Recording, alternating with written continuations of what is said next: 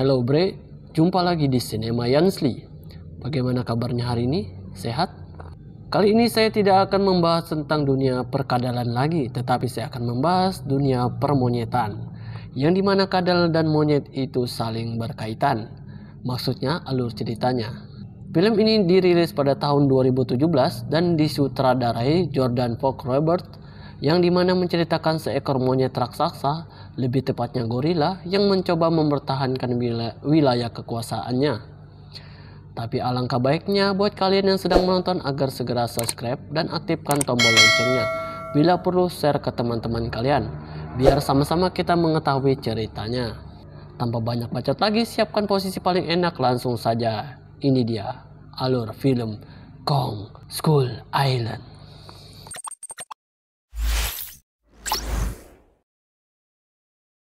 Di awal film terlihat dua orang militer sedang berperang, saling bacok-membacok. Ketika salah satu dari mereka hampir terbunuh, tiba-tiba muncullah tangan berbulu lebat, kemudian disusul dengan kepalanya, yang membuat mereka menghentikan pertarungan dan entah bagaimana nasib mereka berdua.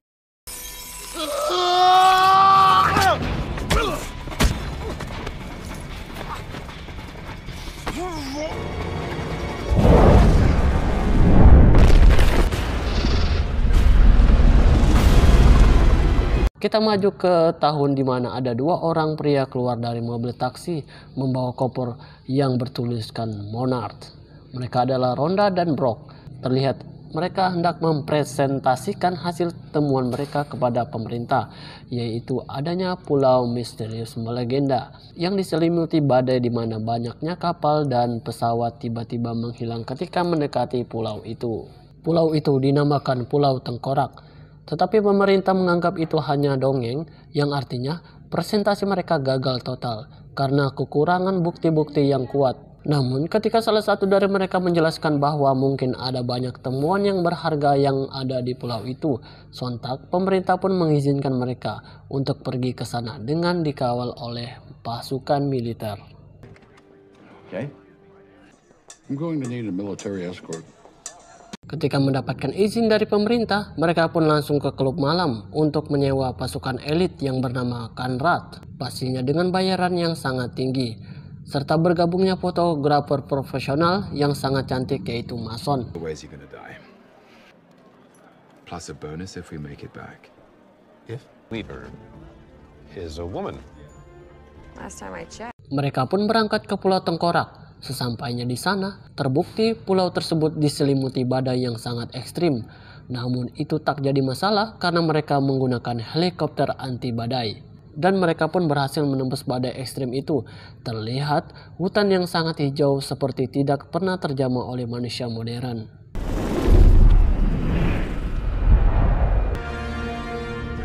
Oh wait, that's pretty, huh? Bersiaplah mereka menurunkan bom untuk mengukur seberapa tebal lapisan tanah yang ada di tempat itu. Brock pun takjub dengan lapisan tanah di pulau itu. Ternyata berongga. Tidak lama kemudian muncullah keras sakti seperti di awal film. Mereka menyebutnya Kong. Rupanya Kong marah akibat ledakan yang ditimbulkan oleh bom yang mereka jatuhkan. Dengan sekejap, Kong pun mampu menjatuhkan semua helikopter. Beruntung sebagian dari mereka selamat. Kalau mereka semuanya mati, maka berakhirlah film kita saat ini.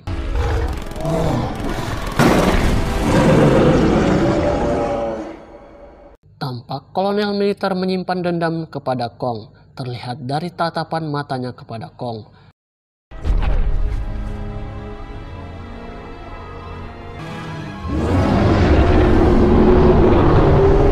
Atas kejadian itu, mereka pun terpecah menjadi dua kelompok. Kita sebut saja kelompok kolonel dan kelompok Conrad. Kolonel pun menghampiri Rhonda langsung menodongkan pistol. Dia ingin tahu semua tentang pulau ini. Dikarenakan Rhonda takut mati, dia pun menceritakan semua bahwa monster itu nyata. Bumi bukan milik manusia, melainkan para titan jauh sebelum manusia ada. Dan mereka ingin merebutnya kembali dari manusia.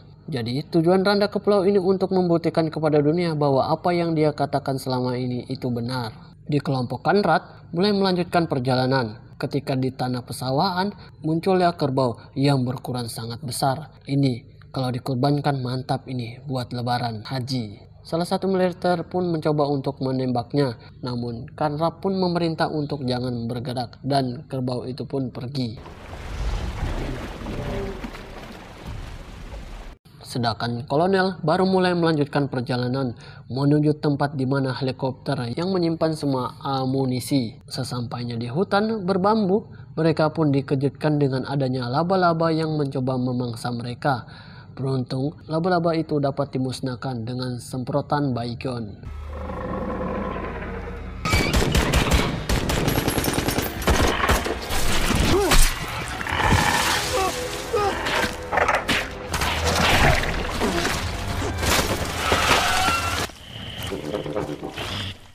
Namun, kejadian itu menewaskan satu militer yang membuat militer lainnya mulai trauma. Kembali ke Conrad, mereka pun sampai di tempat di mana ada suku pedalaman yang berada di sana.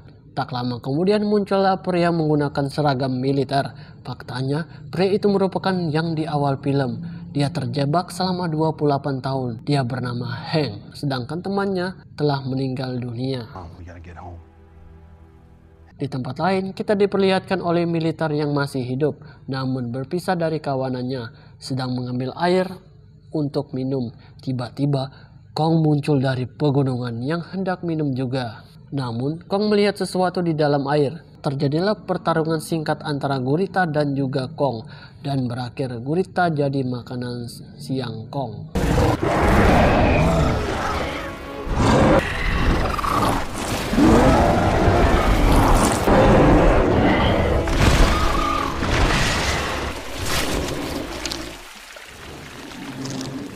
Lanjut ke Conrad, Hank pun membawa mereka ke sebuah kapal yang menjadi sebuah museum oleh suku itu. Suku itu menuliskan seni grafis yang sangat luar biasa.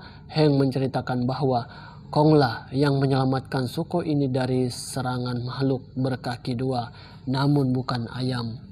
Hank menyebutnya Skull Crawler. This is his home.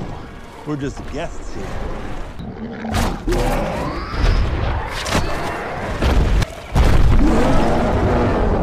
You don't want to wake up the skull crawlers. Why? Because it's... Hank pun menunjukkan perahu yang akan mereka gunakan, tetapi mereka terlebih dahulu memperbaikinya. Mereka pun berhasil menghidupkan perahu. Ketika hendak berangkat, terlihat suku pedalaman itu sedih karena Hank akan meninggalkan mereka. Thank you.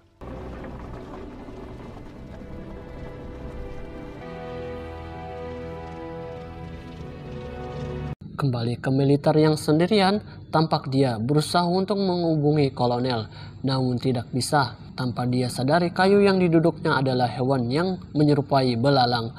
Militer itu pun terkejut, dan ketika ditembak, belalang itu pun tiba-tiba takut. Dan ternyata ada Skull Crawler tepat di belakangnya, dan whack.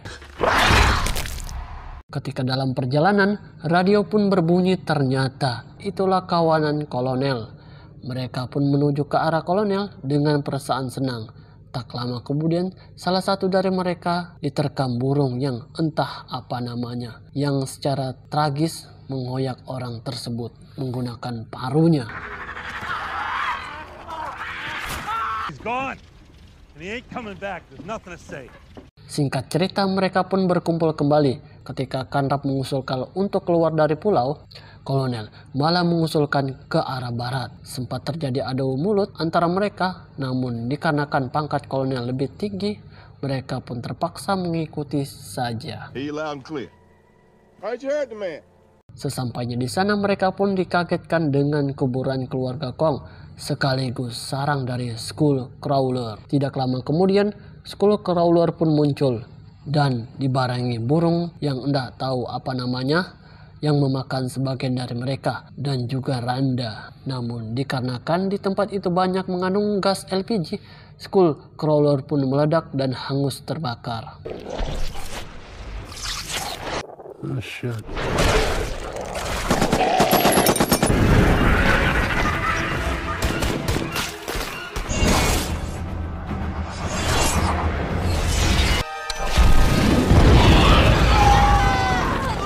Atas kejadian itu, Chandra pun berpisah dengan kolonel. Dikarenakan kolonel punya dendam kusumat terhadap Kong, dia ingin membunuh Kong. Terbukti ketika malam hari, kolonel pun memancing Kong dengan meledakkan bom di sekitar hutan. Ketika Kong datang dan hendak menyerang, kolonel pun melempar api ke arah Kong yang membuat Kong terbakar dan pingsan.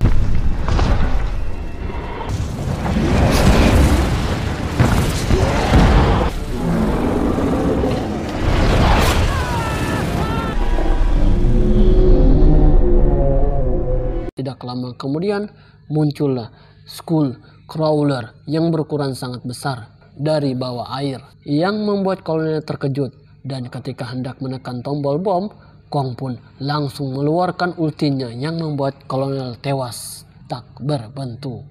Perkelahian pun terjadi antara Kong dan Skullcrawler. Dikarenakan kondisi Kong kurang fit, Kong pun dengan cepat dikalahkan. Skullcrawler pun kembali mengejar mereka. Salah satu militer pun mengorbankan dirinya, melepaskan bom yang berada di badannya dan membiarkan Skullcrawler memakannya.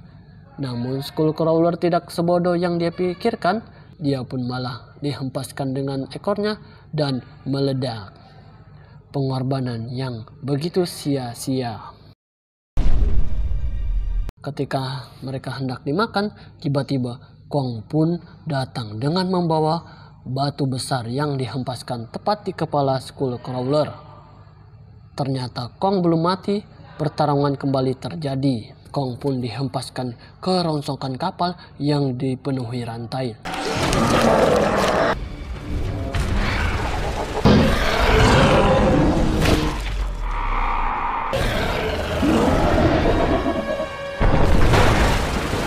Akibat hempasan itu, rantai pun melilit Kong sehingga Kong tidak bisa melakukan perlawanan, yang membuat Skullcrawler dengan mudah menghabisi Kong. Belum sempat itu terjadi, Brock pun datang dengan senjata machine gun-nya untuk mengalihkan Skullcrawler. Dengan tenaga yang full power, Kong pun dapat memutuskan rantai yang melilit tubuhnya. Tanpa sengaja, salah satu rantai terhubung dengan kipas kapal. Karena Kong sedikit agak pintar, dia pun menggunakan sebagai senjatanya. Dan dengan cepat Kong pun menghibaskan rantai ke arah Skullcrawler. Tampak Kong mengungguli pertarungan, namun akibat hempasan Skullcrawler, Mason pun terjatuh dari atas tebing yang membuatnya tenggelam. Beruntung Kong dengan cepat mengeluarkan ultinya dan menyelamatkan Mason. Namun ketika Mason berada di tangan Kong, dengan keadaan pingsan, Skullcrawler pun yang belum mati menelan tangan Kong. Dengan sisa tenaga yang dia miliki, Kong pun menarik lidah Skullcrawler hingga mengeluarkan isi perutnya. Kini Skullcrawler benar-benar tewas di tangan Kong. Di akhir cerita, terlihat mereka menaiki kapal yang hendak pulang, namun diiringi dengan perasaan sedih, gulau, gundah, lapar. Seperti tidak percaya kalau mereka benar-benar selamat. Dari kejauhan, Kong mengucapkan selamat perpisahan kepada mereka dengan ciri khasnya. Sesampainya di kota, kita diperlihatkan Hank yang bertemu keluarganya setelah selama 28 tahun terpisah. Terlihat anaknya yang telah dewasa. Ternyata istrinya setia menunggu Hank dan tamat. Ending yang sangat mengharukan. Oke, dari film ini saya belajar bahwa apa yang ada di film ini merupakan khayalan semata. Namun saya senang menonton film ini. Entah bagaimana dengan kalian. Pesan yang dapat kita ambil, janganlah kuat menghayal, nanti Anda bisa ngigau. Sekian dari saya, sampai jumpa di film-film selanjutnya. Bye-bye.